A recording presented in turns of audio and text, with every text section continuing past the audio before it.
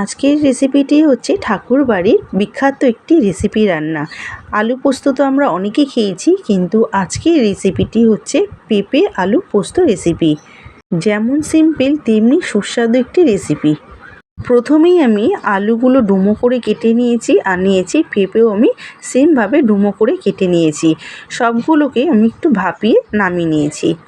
এরপর মশলার জন্য লাগবে আমার 1.5 চামচ মতন পোস্ত, আর দিয়েছি ঝাল অনুযায়ী লঙ্কা, আদা আর সামান্য জল দিয়ে মিহি পেস্ট বানিয়ে নিয়েছি। এরপর যে পাত্রে রান্না করব তাতে পরিমাণ মতন তেল দিয়ে ফোড়নে দেবো শুকনো লঙ্কা, কালো জিরে খুব ভালো করে ভেজে নিয়ে দিয়ে দেবো যে পেস্ট বানিয়ে রেখেছিলাম, সেই পেস্টটি দিয়ে ভালো করে মশলার সাথে কষিয়ে নেবো। রান্নাটি কিন্তু ভীষণই সহজ, আর সামান্য কয়েকটি উপকরণ দিয়ে কিন্তু এই সুস্বাদু রেসিপিটি রেডি হয়ে যায়। যখন এরকম তেল ছেড়ে আসবে সেই স্টেজে আমাদের দিয়ে দিতে হবে মিক্সি দেওয়ার সামান্য একটু জল দিয়ে খুব ভালো করে আবারও মিশিয়ে নিতে হবে। মিশিয়ে নেওয়া হয়ে গেলে দিয়ে দেবো 1 চামচ মতন চিনি, আর দেবো স্বাদ মতো নুন দিয়ে আবারও খুব ভালো করে সব কিছু মিশিয়ে নেব। হয়ে গেলে আগে থেকে ভাপিয়ে রাখা আলু ও পেঁপেগুলো দিয়ে খুব ভালো করে সব কিছুর সাথে আবারও মিশিয়ে নেব।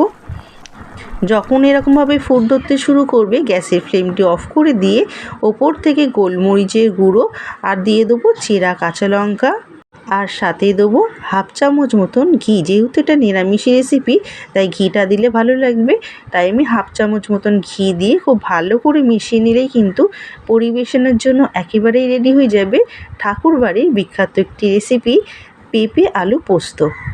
রেসিপিটি দেখে বুঝতেই পারলেন একেবারে কিন্তু কম উপকরণেই সুস্বাদু রেসিপিটি রেডি হয়ে যায়। যে কোনো নিরামিষ দিনে কিন্তু আপনারা চটজলদি হাতে কম সময় নিয়ে কিন্তু বানিয়ে ফেলতে পারবেন এই সুস্বাদু রেসিপিটি। তাহলে এরকম সুস্বাদু রেসিপি থাকলে কিন্তু গরম গরম ভাতের সাথে দুপুরটা কিন্তু জাস্ট জমে যায়।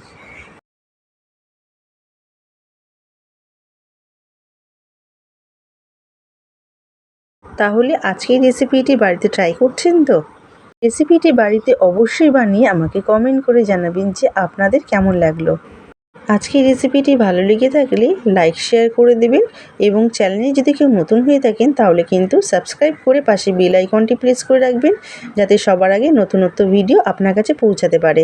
ফিরছি পরবর্তী নতুনত্ব কোনো ভিডিও নিয়ে, ততক্ষণে ভালো খান, ভালো থাকুন, টাটা।